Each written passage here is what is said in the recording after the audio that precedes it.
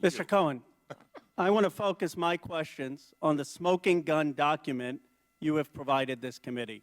This document is compelling evidence of federal and state crimes, including financial fraud. You provided this committee with a check from President Donald J. Trump's revocable trust account, which is marked as Exhibit 5B. It is a check for $35,000, and it is dated March 17, 2017, after the President took office. It's right now on the screen. Do you see it, sir? Yes, sir. To be clear, the Trump Revocable Trust is the trust the President set up to hold his assets after he became President. Is that correct? I believe so. Do you know why you were paid from the trust as opposed to the President's personal account? I don't know the answer to that. Did you think it was odd that he paid you once from his personal account and then he's paying you through the scheme of a trust? I'll be honest, I was just happy to get the check. Today you testified that the check was signed by Donald Trump Jr. and the Trump Organization CFO Alan Weisselberg. Is that correct? That is correct.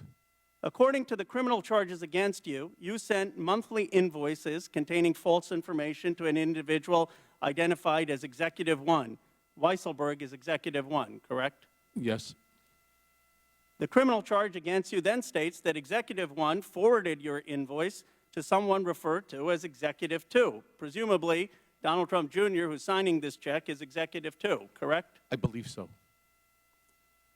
As federal prosecutors laid out in their criminal charges, payments like this check resulted in numerous false statements in the books and records of the Trump Organization. And it's important for the American public to understand this. Nothing to do with collusion. This is financial fraud, garden variety financial fraud. It was disguised as a payment for legal services to you. But this was not a payment for legal services, was it, Mr. Cohen? No, sir. It could give rise to serious state and federal criminal liability if a corporation is cooking its books. Based on your testimony today, Donald Trump Jr. and Alan Weisselberg directed this payment to you and approved this payment. Is that right? Mr. Trump initially acknowledged the obligation, the debt. Myself and Alan Weisselberg went back to his office, and I was instructed by Alan at the time that they were going to do this over 12 installments. And what he decided to do then was to have me send an invoice, in which case they can have a check cut. And then, yes, the answer would be yes to your follow-up. And Donald Trump Jr. obviously signed off on this. Yes, well, it would either be Eric Trump, Donald Trump Jr., and or Alan Weisselberg, but always Alan Weisselberg on the check. And you think Executive 2 is Donald Trump Jr.? Yes. They knew that this payment was false and illegal, correct? I can't make that conclusion. You told Representative Kelly that the President was aware of this scheme. Is that correct? That's correct. I just want the American public to understand the explosive nature of your testimony in this document.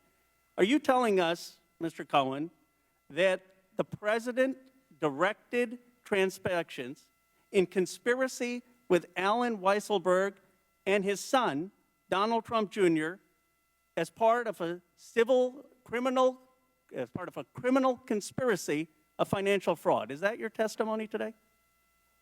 Yes. And do you know if this criminal financial scheme that the President, Alan Weisselberg, and Donald Trump Jr. are involved in is being investigated by the Southern District of New York?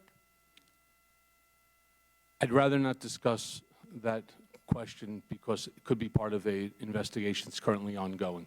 But I just want the American public to understand that solely apart from Bob Mueller's investigation, there is garden variety financial fraud.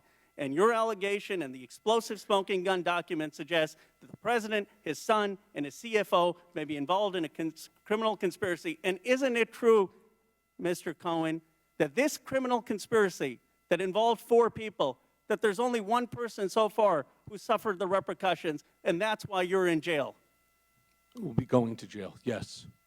There are 3 other people, though, who were equally involved in this conspiracy. Is that true? It is true.